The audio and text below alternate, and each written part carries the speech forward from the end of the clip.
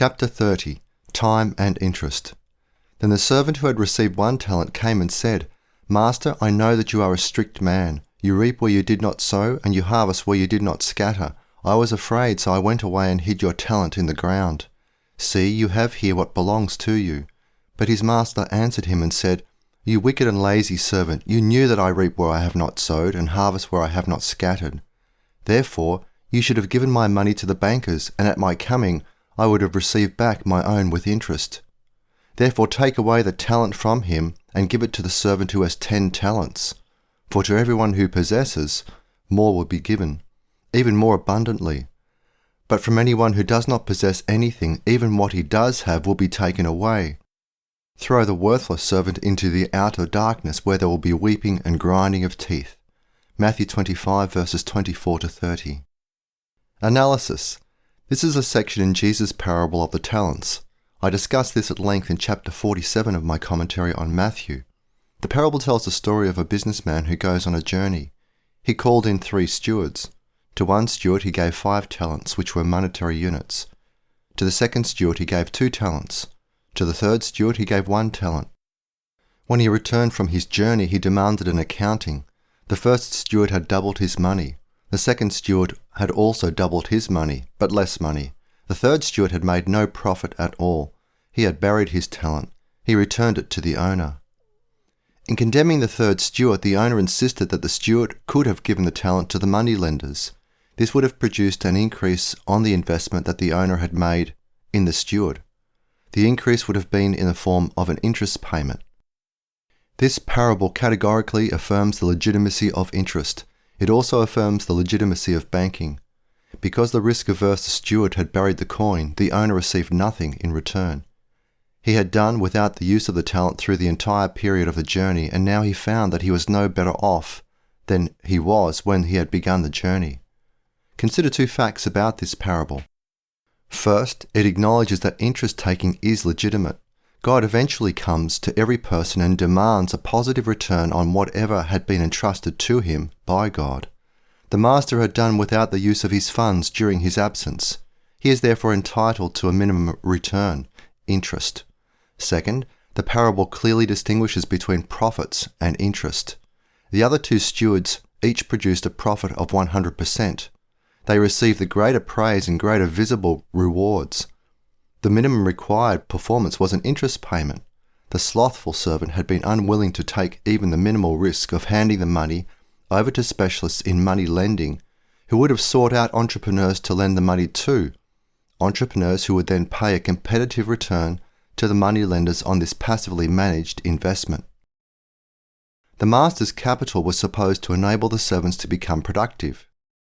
Each steward either had to become an entrepreneur or else had to seek out an entrepreneur who would put the money to economically productive uses. The talent was not to sit in the earth, it was to perform a socially useful function. The economic agent who is on the cutting edge of both prediction and production is the entrepreneur. The first 2 men in the parable were entrepreneurs. They went out and found ways of investing the master's money that produced a positive rate of return. As the parable presents it, this rate of return was higher than what could have been earned by depositing the money with money lenders.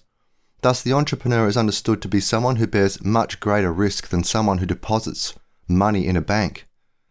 The economist calls this form of risk uncertainty. It cannot be estimated in advance. It involves guesswork, unlike the depositor who is promised a specific rate of interest when he deposits his money. The future is uncertain to men. We do not know it perfectly. We barely know it at all. We see the future as though we were peering through a darkened glass, 1 Corinthians 13 verse 12. Nevertheless, all of life involves forecasting. There is no escape. We must all bear some degree of uncertainty. But some people are willing to bear more of it than others, and of these, some are more successful in dealing with it. In economic terminology, some people produce greater profits than others. Profit is a residual that remains, if at all, only after all costs of the business have been paid, including interest. The only way that the banker can afford to pay out a promised return is because he successfully seeks out borrowers, entrepreneurs or customers, who produce an even higher rate of return. The banker makes his living on the difference between the interest payment, which the borrower pays to him, and what he in turn pays to the depositors, the banker is able to offer a special service to investors. He can diversify depositors' individual uncertainty by lending to many people. People who, like the servants in the parable, have performed successfully in the past. They have a track record, to use the language of horse racing. By lending out money to many borrowers, the banker thereby converts a portion of the depositor's uncertainty into risk, from the statistically incalculable to the statistically calculable. The banker is like an insurer. What does an insurance company do? Its statisticians calculate the likelihood of certain kinds of undesirable events in large populations. These unpleasant events cannot be statistically calculated individually, but they can be calculated collectively if the population involved is large enough. The seller of insurance then persuades members of these large populations to pay periodic premiums so as to pool their risks. When one member of the pool suffers the event that has been insured against, he is reimbursed from the pool of assets. Hence, some of life's inescapable and individually incalculable uncertainties are converted to calculable risk by means of diversification, the law of large numbers. The same is true of banking. Borrowers will seldom all go bankrupt at once. Most borrowers will repay their debts as specified in their loan agreements. Bad loans are more than offset by the good ones. Thus, the banker can offer a fixed rate of return to depositors. In almost all cases, depositors will be repaid as promised because most of the borrowers repay their loans as promised. The master in this parable protects his funds in much the same way. He seeks out a group of potential entrepreneurs. He gives each of them an amount of money to invest. He makes predictions regarding their future performance based on their past performance, and then he allocates the distribution of his assets in terms of this estimation.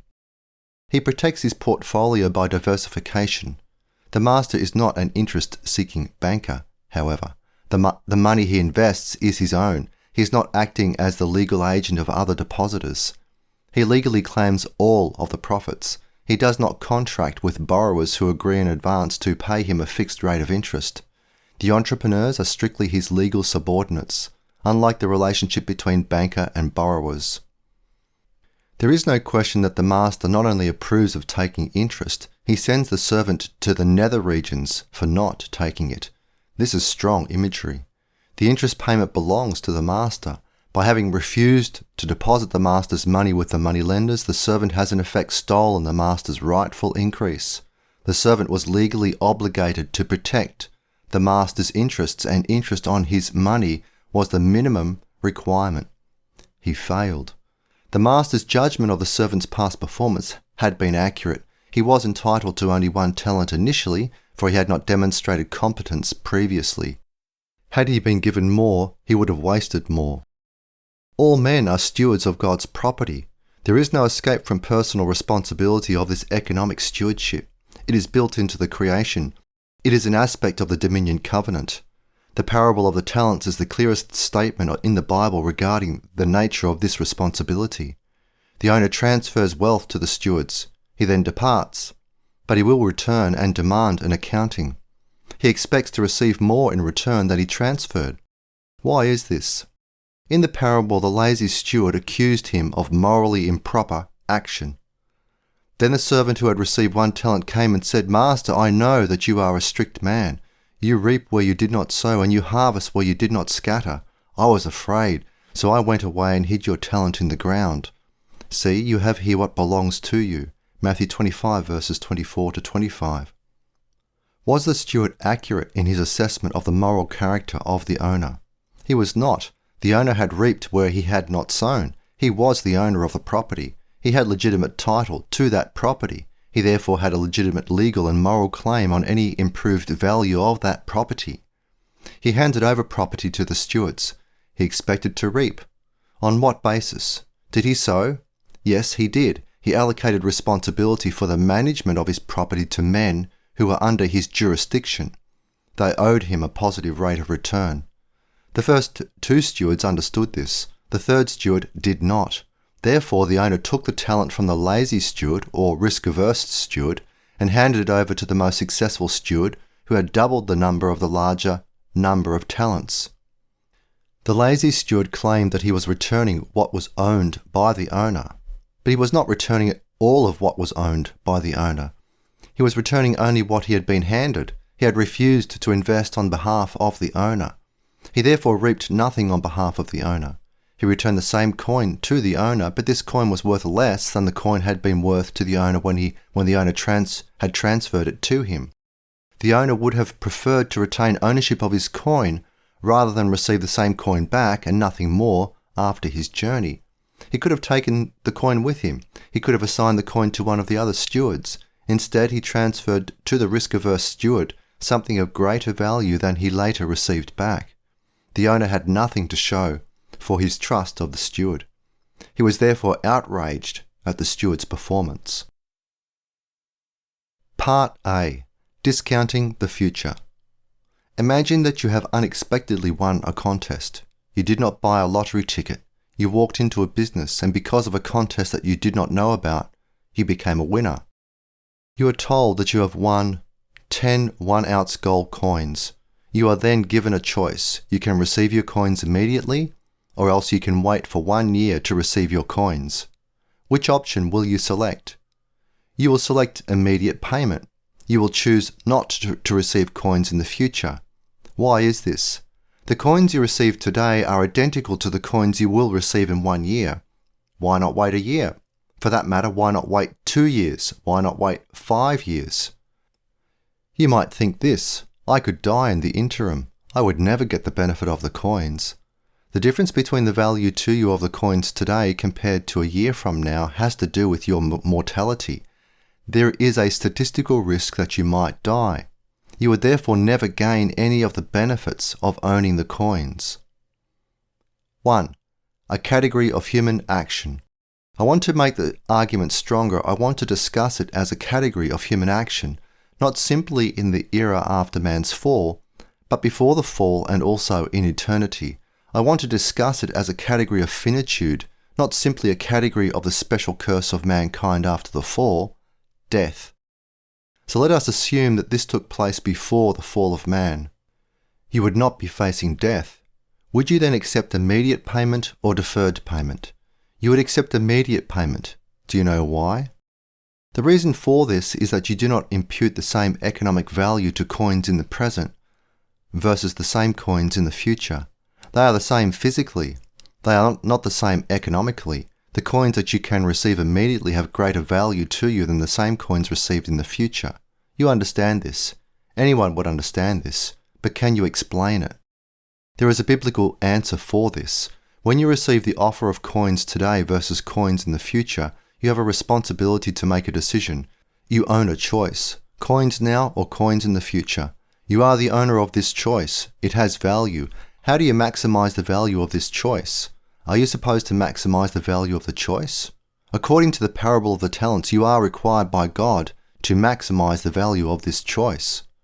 Why is the present value of the coins related to the future value of the coins? Because the coins convey opportunities to you. You are responsible for allocating responsibilities in the present versus the future. There is a time sequence to this allocation. This is a result of the laws of creation.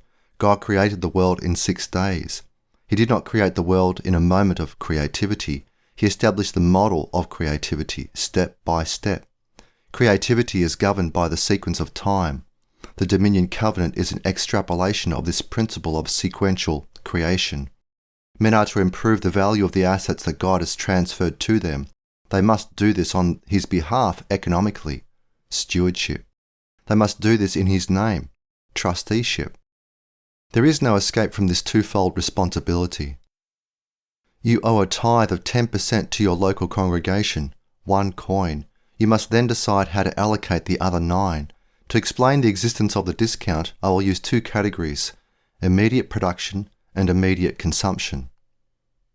2. Immediate production. As soon as someone receives anything of value, he has a responsibility to put that asset to work on behalf of God. He must make a decision regarding the highest potential value of whatever it is that he has received. The sooner that he can put this asset to productive use, the sooner that he, and therefore God, will experience a positive rate of return on the asset. It is more profitable to God to receive a compound rate of interest beginning immediately than to receive back later only what he had transferred originally.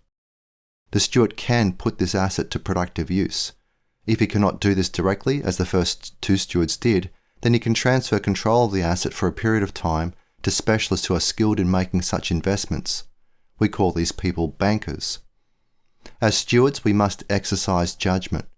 The Dominion Covenant demands a lifelong process of improving our judgment in history. Judgment is an aspect of point 4 of the biblical covenant, sanctions. This judgment involves economic judgment, although it is not limited to economic judgment. The coins are economic assets. The responsibilities associated with the coins are also economic assets. From the moment that you become an owner of the coins, you become responsible for their allocation.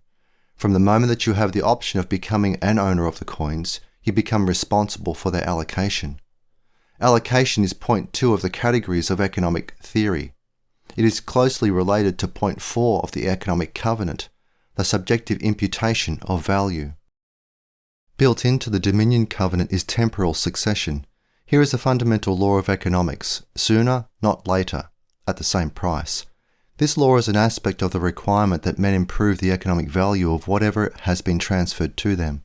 It is better to receive this responsibility early rather than later.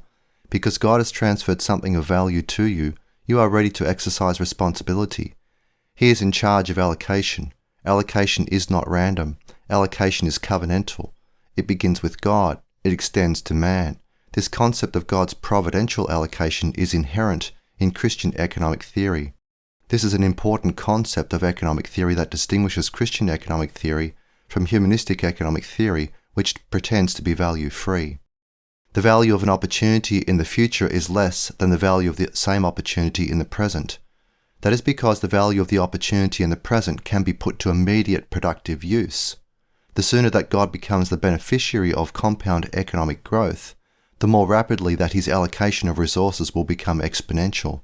The goal is dominion sooner rather than later. The goal is therefore compound economic growth sooner rather than later. 3. Immediate consumption. You may decide that you wish to consume your windfall. Because you accepted payment immediately, you now can lawfully allocate 9 coins to consumption. 1 coin pays your tithe. The 9 coins enable you to choose from a wide variety of available consumer goods and services. If you allocate only 1 or 2 coins for immediate consumption, you can then place the remaining coins with a banker. The banker will then lend out the money. Someone will gain access to that money immediately. You will then be paid a rate of interest for having forfeited the use of the money in the meantime.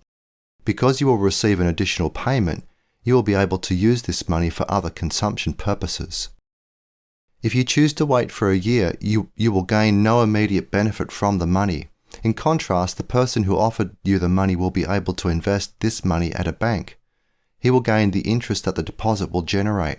Because you have delayed your gratification, he will increase either his consumption or his use of the money in his business. One of you is going to benefit from the money.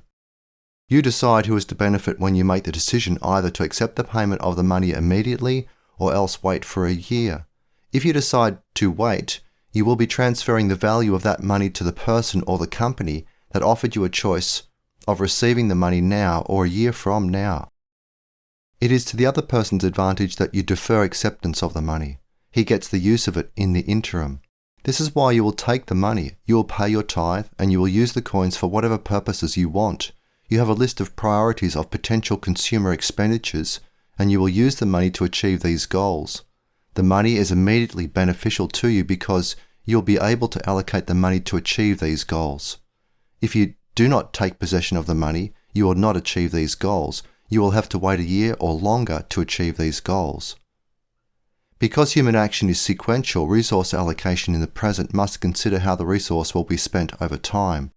There is an inescapable cost of time. As with every other resource, the cost is the value of the most important thing foregone. Whatever you could have done with the money but did not do because you waited a year is your cost of your decision to delay reception of the money. You will receive nothing of value as a result of your delay. Whoever would have transferred the money to you will receive this value.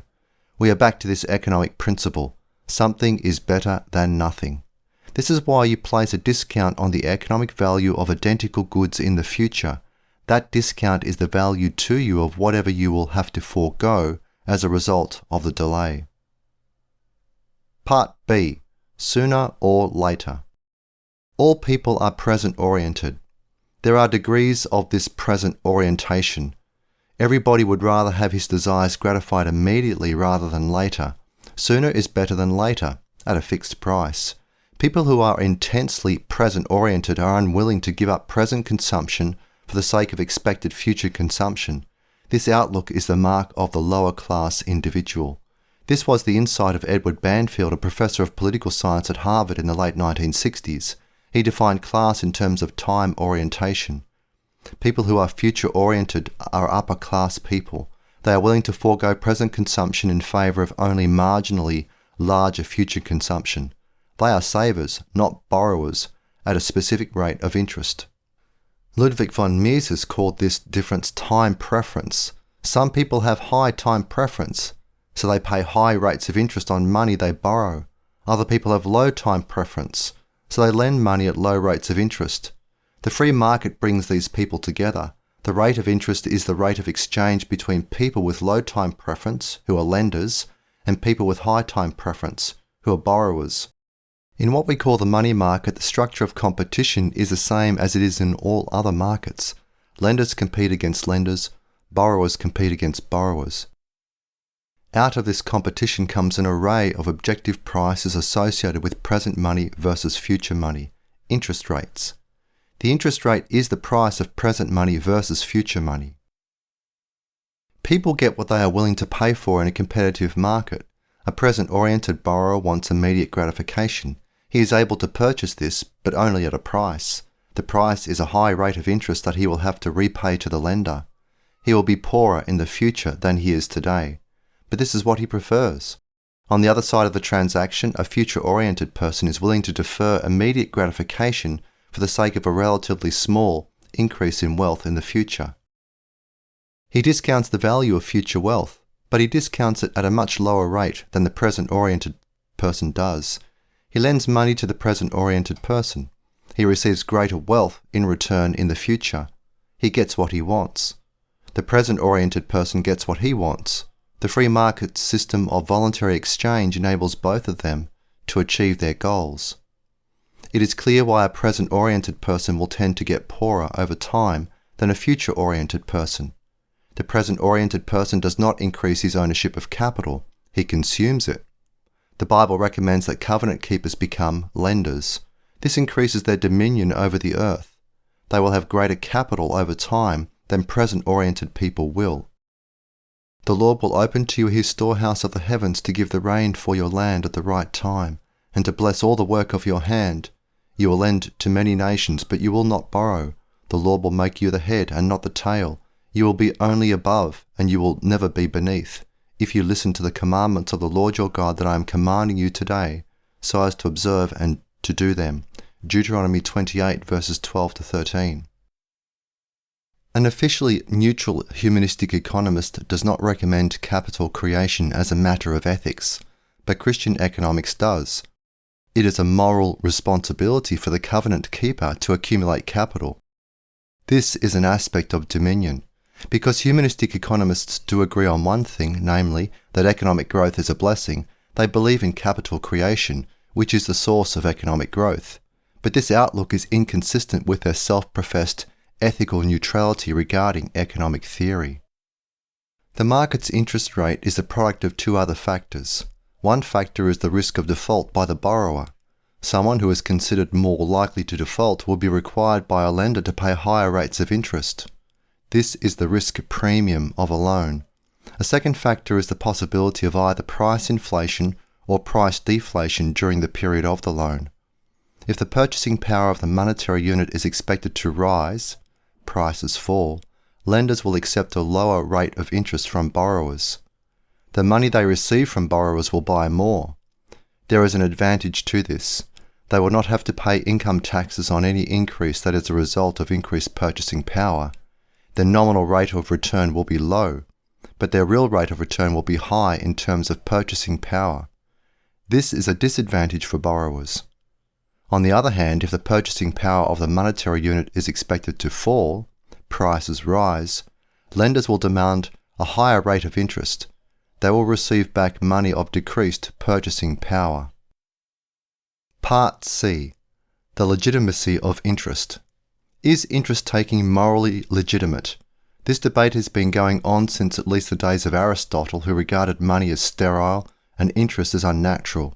But if money is sterile, why have men throughout history paid lenders interest in order to gain access to its use for a period? How are so many people fooled into paying for the use of a sterile asset? Besides, interest is a phenomenon of every loan, not just loans of money. Modern economics teaches this, so does the Bible. In contrast, Aristotle wrote, "For money was intended to be used in exchange, not to increase an interest. And this term interest, which means the birth of money from money, is applied to the breeding of money because the offspring resembles the parent. That is why, of all modes of getting wealth, this is the most unnatural." It is obvious that the phenomenon of interest is not confined to money. Aristotle was incorrect. The phenomenon of interest applies to every scarce economic resource. We always discount future value. Whatever we use in the present is worth more to us than the prospect of using that same item in the future. The present commands a price premium over the future. The present is now. Our responsibility is now. We must deal with our responsibility now. God holds us responsible now. We make all of our decisions in the present. We enjoy the use of our assets in the present. Wise people plan for the future by purchasing expected streams of income. How? By purchasing assets that they expect to produce net income over time. They purchase these hoped-for streams of income at a discount. The rate of discount that we apply to any stream of expected future income is called the rate of interest. Interest is a universal discount that we apply to every economic service that we expect to receive in the future. We demand a discount for cash. The ownership of the asset offers him an expected stream of income, psychological, physical, or monetary. If it did not offer such a stream of income, it would be a free good. It would therefore not command a price. The owner expects to receive a stream of income. He chooses the degree of risk that he is willing to accept, and he then refuses to lend the asset for less than the interest rate appropriate to this degree of risk. A person who lends money at zero interest is clearly forfeiting a potential stream of income. He will seldom do this voluntarily except for charitable reasons. The Bible commands this. If your fellow countryman becomes poor so that he can no longer provide for himself, then you must help him as you would help a foreigner or anyone else living as an outsider among you. Do not charge him interest or try to profit from him in any way, but honour your God, so that your brother may keep living with you. You must not give him a loan of money and charge interest, nor sell him your food to earn a profit. Leviticus 25 verses 35 to 37. You must not lend on interest to your fellow Israelite, interest of money, interest of food, or the interest of anything that is lent on interest. Deuteronomy 23 verse 19. These are charitable loans. I discussed this in chapter 50. Part D. Keynes the Crank. The most famous promoter of a world without interest is John Maynard Keynes. He was quite clear about the legitimacy of such a world. He wanted to see it come into existence. Because it is such a crackpot scheme, his followers rarely mention the following. Keynes actually earned only a bachelor's degree in mathematics. He never took a graduate degree in economics or any other subject. His father, Cambridge University economist John Neville Keynes, got him a job teaching economics at Cambridge by putting up the money to pay his salary. From that privileged pulpit, he began to make his international reputation. In his book, The General Theory of Employment, Interest and Money, 1936, Keynes taught that, open quote, interest today rewards no genuine sacrifice any more than it does the rent of land. The owner of capital can obtain interest because capital is scarce, just as the owner of land can obtain rent because land is scarce. But whilst there may be intrinsic reasons for the scarcity of land, there is no intrinsic reasons for the scarcity of capital, unquote. Keynes recommended the writings of Silvio Gesell, a true monetary crank and socialist, whom he referred to as the strange, unduly neglected prophet. He spent several pages of the general theory praising Gesell. Referring to the preface of Gesell's Natural Economic Order, 1916, Keynes said that The answer to Marxism is, I think, to be found along the lines of this preface. He went on, he argues that the growth of real capital is held back by the money rate of interest, and that if this brake were removed, the growth of real capital would be, in the modern world, so rapid that a zero money rate of interest would probably be justified, not indeed forthwith, but within a comparatively short period of time. But can the money rate of interest be reduced to zero? Of course, Keynes said.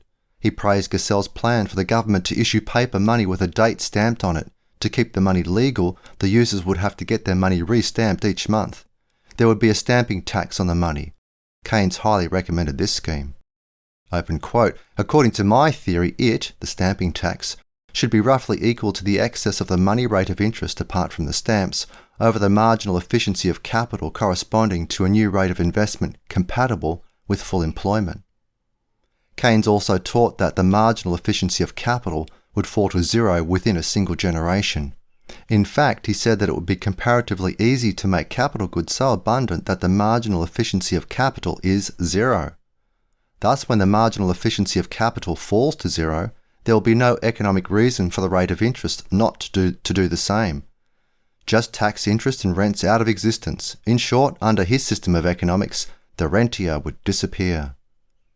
The European Central Bank set its key rate below 0% in June 2014.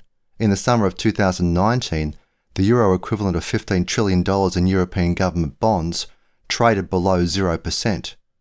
This had never happened in recorded history. Was Keynes correct in 1936? In nominal terms, yes. In terms of economic value, no. Bond buyers were purchasing what they believed was a government-guaranteed return of their money. They were paying the economic equivalent of a sales commission for what they regarded as an insurance policy for guaranteed returns. Conclusion. The New Testament is clearly favourable toward lending by bankers. The businessman who gave his risk-averse steward money to invest expected, at least, the rate of return available by placing the money in the possession of bankers, who would then lend out the money at a positive rate of interest. Men apply a discount rate to future goods and services that are physically identical to present goods and services. The future goods and services are not equally valuable. This is not a matter of the risk of default on the part of the borrowers. It is a matter of human action. It is an inherent aspect of the human condition. This is because of the Dominion Covenant. God has delegated to man economic assets. He expects a positive rate of return on these assets. The minimal positive rate of return is whatever the prevailing rate of interest is in the competitive marketplace for loans. Here is what the money market really is: a market for time. Time is precious. It is a valuable resource. It is not given to mankind free of charge. God expects a positive rate of return on the time he gives to individuals. He holds them accountable for a positive rate of return. Because God demands a positive rate of return, people with money to lend are in a position to fulfill their obligations to God. When people borrow money to buy consumption items, they are placing themselves as subordinates to lenders. Rich people rule over poor people, and one who borrows is a slave to the one who lends. Proverbs 22 verse 7. In the long run, this willingness to accept debt in order to purchase consumer goods is a mark of a slave. It is a curse. Moses warned, "The foreigner who is among you will rise up above you higher and higher. You yourself will come down lower and lower.